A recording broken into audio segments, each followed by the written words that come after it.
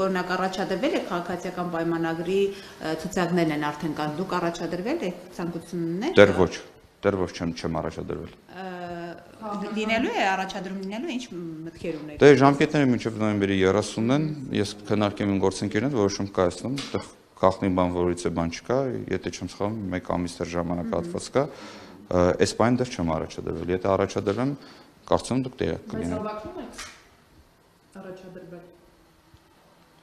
Երբ որոշումը կայացնեմ պաշտոնական դիմեմ կուսակցության վարչությունը, այդ ժամանակ ձեզ կտեղեկացնեմ որոշման մասին։ Ճիշտ ենք հասկանում, ձեզ համար դեռ միանշանակ չէ Նիկոլ Փաշինյանի հետ շարունակել քաղաքական ճանապարհը։ Դուք սխալ եք մեկնաբանում, ձեր գործընկերը նշում էր, որ ես քաղաքական պաշտոն զբաղացնում, հիմա դուք ասում եք, որ ձեր ասածից դուրս եկավ, ես քաղաքական պաշտոն չեմ զբաղվում։ Աներկբաս եք, այո, իհարկե շարունակում եմ Նիկոլ Փաշինյանի հետ։ Ես կուսակցության անդամ եմ, անկախ նրանից ես առաջադրեմ, թե չեմ առաջադրվի, առասարակ առաջադրվելը դա ազգային ժողովի հաջորդ ընտրությունների ցուցակին է վերաբերում։ Հիմա ես պետք է հասկանամ, քննարկեմ գործընկերին հետ, արդյոք օրինակ իմ պատկերացումներով կամ իմ գործընկերին պատկերացում պատրաստում եմ աշխատանքը շարունակել ազգային ժողովում, թե կառավարությունում, իսկ նման հարցերի մասին է խոսքը։ Քանի դեռ գործող նախարար եմ եւ կուսակցության անդամ եմ, նշանակ կիսում եմ իմ գործընկերների կառավարության քաղաքականությունը։ Դա հարց չի կարող լինել։ Պարոն Մաթևոսյան, դուք նաև մարզպետ եք եղել, այդ որոշումներ կայացնել այդքան բարդ է եղել, շատ քննարկել եք ձեր գործընկերների հետ, այդպես երկար, այսինքն մարզպետ երբ որ նշանակվել եք այդ որոշումը պետք է ամբողջը բարտացնել։ Ես ասացի, որ 1 ամիս ժամանակահատված կա, ես այսօր առավոտյան եմ վերադարձել Հայաստան։ Ես նույնիսկ այստեղ չեմ եղել, որ հասկանամ ինչ փաստաթղթերապետ ներկայացնեմ կուսակցության։ Ես այսօր առավոտյան եմ վերադարձել Հայաստան եւ նշեցի դեռ 1 ամիս կա, որպեսզի ինչպես տեղյակ եք, եթե տեղյակ եք, այնտեղ ուղղակի դիմումի ձևով չեն ներկայացում են կենսագրություն, ներկայացում են դիմում առանձին։ Բայց Նիկոլ Փաշինյանն իրեն ուղարկել է այդ դիմումը, կարող եք օրինակ գնալ, դուք էլ ուղարկել, պարոն Մաթևոսյան։ Ես այսօր եմ վերադարձել, չեմ կարծում բարդ բան կա, որ ես դիմումը լրացնեմ։ Ընդհանրապես բարդ բան չկա այդտեղ։ Կանոնները ձեզ համար նորություն են, ինչ կապ ունի երբ եք վերադարձել։ Ինչ կանոններ։ Դիմումը ուղարկել։ Կանոնը սահմանված է 1 ամիս ժամանակահատված։ Եվ կանոնը սահմանում է կուսակցությունը։ Լավ։ Աշխատանքային։ Ուղղակի որ ասեցիք չեմ հասցրել ծանոթացել, դա եմ ուզում հասկանալ։ Ոչ, եզակի դեպքերից էր եւ 2-3 օրով արձակուրդ էի։ Ձեր ոլորտը շատ հետաքրքիր է շրջակա միջավայրի հետ կապված, որովհետեւ շատ եմ գործողումների լինում կապված COP17-ի նախագահության հետ կապված։ Ձեր ոլորտի հետ կապված ամենաշատը որ լրագրողները այսպես հանդիպում են խնդիրը դա Սևանա լճի հետ կապված հարցերն են։ Հիմա ոլորտային հարց եք ուզում եմ հասկանալ դուք այս սրա հետ կապված շատ է խոսում, որ շատ են բաց թողում ջուրը ռոռոկման հետ կապված աշխատանքների համար։ Այս տարվա, եթե համեմատում ենք մյուս տարիների հետ, ինչ վիճակ է Սևանա լճի մակարդակը։ Այս պահին Սևանա լճի մակարդակը, հիմա չեմ ուզում թվերի մեջ սխալ ասեմ, որտեղ նաև նշեցի 14 սանտիմետրի մասին է խոսքը, նախորդ տարվա նույն ժամանակահատվածի հետ կապված, իսկ գալիք տարի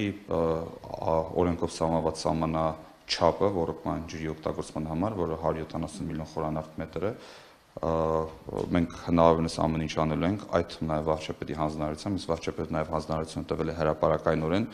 ձեր եւ ձեր գործընկերների հետ քննարկման ժամանակ, եթե չեմ սխալվում, նշել է, որ 2026 թվականին ամեն ինչ պետք է անենք, որպեսզի 170 միլիոն խորանարդ սահմանաչափը չգերազանցենք։ Եվ այդ ուղղությամբ աշխատելու ենք մեր գործընկերների հետ միասին։ Իսկ մաքրման աշխատանքներ, օրինակ կանաչում է մաքրման աշխատանքներ եւ ոչ միայն Սևանա լճի, այլ հարակից տարածքների մաքրման աշխատանքները շարունակվում են, ապօրինի կառույցների մաքրման աշխատանքները եւ ջրավազանի հարակից անտառների հատվածը մաքրման աշխատանքները այս տարի դեռ շարունակվում են, դեռ չեն ավարտվել։ Շինարարության հետ կապված ինչպես եք նախընտրություններով եք առաջնորդում, օրինակ այնտեղ տներ կան, կառույցներ կան, որ իշխանական են կամ ընդդիմադիր են, ինչպես եք առաջնորդում այս դեպքերում։ Ապօրինի շինությունների հարցը լուծում է մի շարք տարբեր գերատեսչությունների շրջանակներում, ոչ միայն շրջակա միջավայրի նախարարությամբ, եւ սկսած մեր նախարարությունից, վերջացած մեր մյուս գործընկերներից, ես բացառում եմ, որ այնտեղ կողմնակի որոշումներ կայացվեն ցանկությամբ ապօրինի շենքշինությունները քանդվեն կամ չքանդվեն, դա բացառում է։ Տեսեք ինչու եմ հարցնում, որովհետև վերջերս շրջակա միջակայքներեք, հա, ձեր նախարարություններ ուղարկվել ազգային ժողովի նախագահի դիմումը պայմանապակված Հայկ Սարգսյանի հետ կապվող այսպես բացօթյա տարածքի օբյեկտի հետ կապված։ Այստեղ ինչ որոշում է կայացվել եւ բազմաթիվ խախտումների մասին արձանագրություններ կան։ Հաշվի են առնվել, ինչու է դեռ շարունակում գործել այդ կառույցը, այսինքն այս դրա հետ կապված ինչ որոշում է կայացրել նախարարությունը եւ պատասխանել է ազգային ժողովի նախագահին։ Բացի ազգային ժողովի նախագահից, բացի պարոն Սիմոնյանից, մենք շատ ու շատ դիմումներ ենք ստանում տարբեր խնդիրների վերաբերյալ եւ անում ենք ամեն ինչ, որպեսզի հետեւականորեն այդ խնդիրներին լուծում տանք։ Այս պահին նմանատիպ ունենք բազում դիմումներ նախարարությունում եւ բոլոր դիմումները ըստ անհրաժեշտության մենք ընթացքում ենք։ Բայց կոնկրետ Հայկ Սարգսյանից առնչվող այդ տարածքի հետ կապված կա ուսումնասիրություն թե ոչ։ Ես չգիտեմ ձեր ասած տարածքը ում տարածքն է, ինչ տարածք է, բայց ես ասում եմ շատ ու շատ դիմումներ կան կոնկրետ Սևանի հարակից շրջանում, տարբեր վարձակալություններ։ Ես տվյալ վայրում երբեք չեմ եղել ինքս, դուք չգիտեմ ինչ փորձ ունեք, բայց ես ինքս չեմ եղել, նմանատիպ շատ ու շատ վարձակալության հարցեր կան Սևանի ավազանի շրջակա հատվածում, որոշները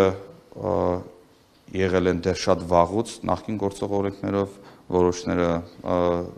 մենք նոր ենք հայտարարում մրցույթներ, իսկ եթե առանձին մտահոգություններ կա, խնդրում եմ կոնկրետ ասեք, մենք սիրով կպատասխանենք, իսկ եթե որից է ապօրինության հարցը առաջանա, մենք անպայման նկատի կունենանք։ Միանշանակ ես բացառում եմ նորից եմ ասում, ես բացառում եմ, որ կողմնապահ որոշումներ կայացվեն։ Բացառում եմ։ Ազգային ժողովի նախագահին պատասխանել եք իր դիմումը եկել է ձեզ մոտ։ Դուք պատասխան ուղարկել եք։ Էլի եմ ասում, հիմա ես չեմ ուզում անդրադառնալ դրա մասին, որտեվ շատ դիմումներ եմ, հիմա ուրիշ դիմումների մասին չեք հարցնում, շատ դիմումներ եմ ասում։ Խնդրում եմ Ալեն Սիմոնյանի այդ թվում նաև ազգային ժողովի падգամավորներից ենք շատ դիմումներ ստանում, ընդդիմադիր ֆրակցիաներից ենք շատ դիմումներ ստանում, դիմումները ստանում ենք եւ նույն կերպ ընթացք ենք տալիս։ Բայց ստացել եք ազգային ժողովի նախագահի դիմումը։ Ես չեմ կարող մեկնաբանել, գրավոր գրեք, կասեմ։ Ես նախարարության ամբողջ մալբերին չեմ վերահսկում ինքս։ Եթե պատկերացնում եք հազարավոր եւ հազարավոր դիմումներ եմ ես ինքս ստանում եւ ոչ միայն պաշտոնական, այլ թվում նաեւ մեյլերով։ Բայց սա հերթական ինչ-որ շարքային դիմումը չի, ազգային ժողովի նախագահի կողմից ուղարկված դիմում է։ Ազգային ժողովի նախագահի ստացած դիմումը, ինչպես որ մնացած բոլոր դիմումները, մենք ընթացք ենք տալիս նույն կերպ, չկա առանձին հատուկ ընթացակարգ, եթե դա պաշտոնատար անձի կողմից ստացած դիմում է, ուրեմն առանձին պետք է ընթացակարգ ստանա։ Նույնը վերաբերվում է իմ դիմումների մասին։ Հիմա մեր կողմից շրջակա միջավայրի նախարարության կողմից ներկայացված օրենսդրական փոփոխությունները այնպես չէ, որ ՇՄՆ նախարարի կողմից է, ուրեմն պետք է ինքը հատուկ ընթաց ստանա, ոչ, կա ընթացակարգ, կա օրենք։ Պարոն նախարար, կոպի նախապատրաստական աշխատանքներից ինչ մանրամասներ կհաղորդեք, հրավիրյալների հաստատված ցանկ կա, արդյոք Ադրբեջանը հրավիրյալների ցանկում է եւ հաստատել է արդյոք իր մասնակցությունը կոպի։ Այս բան շնորհակալություն հարցերով, այս բան մենք հրավիրյալների ցանկ չունենք, ընդհանուր երկու ուղղությամբ է հիմնականում մեր աշխատանքները բաժանված, առաջինը լոգիստիկ կազմակերպչական եւ երկրորդը արդեն բովանդակային ՄԱԿ կենսաբազմազանության քարտուղարության գործընկերների հետ մենք ամենօրյա ռեժիմով աշխատանքներ ենք տանում, նրանք բարբերաբար այցելում են հանրապետություն, շրջայցներ են կատարում, խորհուրդներ են տալիս, ուղղություններ են տալիս, իրենց հետ միասին աշխատում ենք, այս բանը կարող եմ նշել, որ մենք ունենալու ենք պաշտոնական կապույտ զոնա ասված հատվածը, որը տեղի կունենա Մերիդիան Էքսպո կենտրոնում հոկտեմբերի 16-ից սկսած, իսկ կանաձորնա հատվածը, որը բաց կլինի մեր հասարակության համար, քաղաքասարակության համար, քաղաքացիների համար տեղի կունենա Կարեն Դեմիրճյանի անվան համալիրում, բավականին դեռ շատ աշխատանքներ ունենք անելու եւ այս պահին էլ աշխատանքներ իրականացում են, բովանդակության հետ կապված ես իմ ելույթում նշեցի կամ եթե չեմ սխալվում գործընկերների մեկին հարցին պատասխան նշեցի, որ օրակարգի կազման փուլում ենք այս պահին, այս պահին հստակ գիտենք, որ օրակարգային մեկ հարց կունենանք, դա վերաբերելի է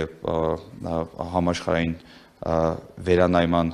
ծրագրին, որը մեզ հնարավորություն կտա վերհանելու են բոլոր խնդիրները, ինչ բոլորս ունենք, բոլորս, այսինքն համաժողովի անդամ երկրները, 196 երկրները անհրաժեշտ կատարել այդ խնդիրներին, վերհանել եւ եթե կարիքը կլինի, արդեն նոր մոտեցումներ եւ նոր առաջարկներով հանդես գալ, որպեսզի մինչ 2030 թվականը մեր սահմանված նշաձողին հասնելու համար աշխատանքներում շտկումներ կատարենք։ Մնացածը բոլոր ընթացիկ աշխատանքներ են, առաջիկայում տեղի կունենա COP30-ը, Բրազիլիայում, Բելեմ քաղաքում մեր պատվիրակությունը մասնակցելու է անպայման այնտեղ էլ վերհանված խնդիրները, որոնք հիմնականում վերաբերվում են կլիմայի ուղղությամբ եւ իրենց փոխկապակցվածությունը կենսաբազմազանության հետ նաեւ փորձելու են կանադարձ կատարել մեր համաժողովի շրջանակներում։ Դուք վարչապետին նշեմ, որ առաջիկա հաջորդ ելույթը լիագումար նիստի ժամանակ հիմնականում ելույթը ներառելու է COP17-ի նախապատրաստական աշխատանքները։ Դուք վարչապետին աջակցում եք Միանշանակ աջակցում, բայց ինչ հարցով եք աջակցում։ Ես աջակցում